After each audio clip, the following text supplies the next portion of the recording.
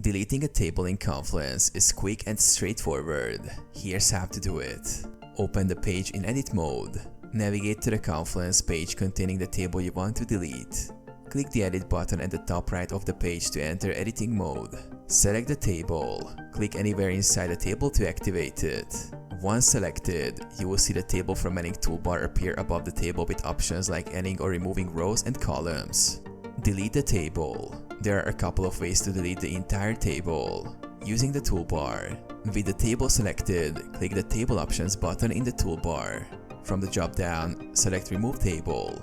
This will delete the entire table and its contents. Using Backspace or Delete. Alternatively, you can select the whole table by clicking and dragging over it, or by clicking at the beginning and using Shift plus arrow keys. Press Backspace or Delete on your keyboard to remove it.